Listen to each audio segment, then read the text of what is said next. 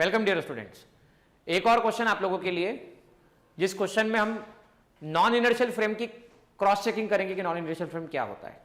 देखो क्वेश्चन ऐसा बोला गया कि लिफ्ट है जो कांस्टेंट वेलोसिटी से जा रही है ऊपर की तरफ। इंक्लाइन प्लेन का लेंथ आपके पास में एल दे रखा है।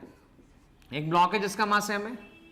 ब्लॉक को रेस्ट से आपने छोड़ा, रिलीज किया, तो पूछा यह गया है कि ब्लॉक को नीचे आने में कितना टाइम लगेगा। देखो मैं क्लास में पहले भी बता चुका था कि जब भी कोई सिस्टम कांस्टेंट वेलोसिटी से मूव करता है तो rate of change of velocity constant का डिफरेंशिएशन मतलब एक्सेलरेशन, कांस्टेंट का डिफरेंशिएशन जीरो होता है। एक्सेलरेशन कांस्टेंट का डिफरेंशिएशन क्या होता है? जीरो होता है। तो हम बात करें सूडो फोर्स की, तो force equal to mass into acceleration m into zero. Pseudo force will become zero. मतलब अगर सिस्टम कांस्टेंट वेलोसिटी से मूव करता है तो कोई भी सूडो फोर्स उस पर एक्ट नहीं होता है। तो यहां पर वेलोसिटी कांस्टेंट है लिफ्ट की, तो सूडो फोर्स जीरो है।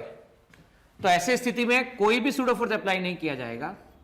तो जो नॉर्मल ब्लॉक वाला प्रॉब्लम होता है, नॉर्मल ब्लॉक वाला प्रॉब्लम मतलब m मास का ऑब्जेक्ट रख दिया जाए, तो आपको अच्छे से पता है कि जब भी इंक्लाइन प्लेन पर ब्लॉक को रखा जाता है तो उसका एक्सेलरेशन जी साइन थीटा होता है। और जिस बच्चे को ये पता नहीं है कि जी साइन थीटा कैसे आता है, वो ब्लॉक, इंक्लाइन प्लेन और पुली वाला वीडियो जाके जरूर देखे। Newton laws of motion playlist के अंदर ब्लॉक, इंक्लाइन प्लेन और पुली वाला वीडियो जाकर जरूर देखें। और शॉर्ट में एक बात ये भी बता भी देता हूं आपको शॉर्ट में, mg यहां पर नॉर्मल परपेंडिकुलर टू सरफेस, ये एंगल थीटा, ये थीटा आपके पास में।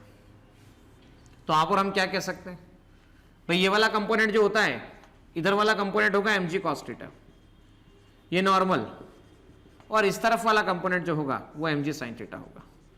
और आप चेक कर सकते हैं कि mg sin theta horizontal component है जो इसे नीचे की तरफ स्लाइड कराएगा। हॉरिजॉन्टल कंपोनेंट नीचे की तरफ स्लाइड कराएगा। फोर्स इक्वल टू कितना होता है? फोर्स इक्वल टू होता है मास इनटू एक्सेलरेशन। ये हो गया mg sin थीटा।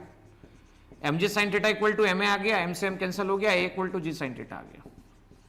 अब जब आपने a equal to g sin theta किया, एक्सेलरेशन आ चुका है। अब आप क्या कह सकते हैं? आप कह सकते हैं s equal to ut plus half at square, length of incline plane l है। शुरुआत में ब्लॉक रेस्ट पर था, ब्लॉक रेस्ट पर है, ब्लॉक रेस्ट पर है, वेलोसिटी जीरो है। a की वैल्यू कितनी है? g sin थीटा है इंटू टी स्क्वायर।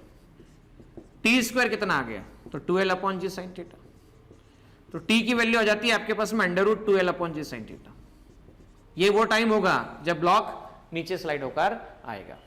तो यहां इस पूरे प्रॉब्लम में हमको ये सीखने को मिला कि जब भी कोई सिस्टम कांस्टेंट वेलोसिटी से मूव करता है तो उस पर हम कोई सूडो फोर्स अप्लाई नहीं करते हैं, क्योंकि वेलोसिटी कांस्टेंट होने पर एक्सेलरेशन जीरो हो जाता है। एक्सेलरेशन जीरो होता है तो सूडो फोर्स की वैल्यू मास इनटू एक्सेलरेशन ये भी जीरो हो जाती है। ठीक है स्टूडेंट?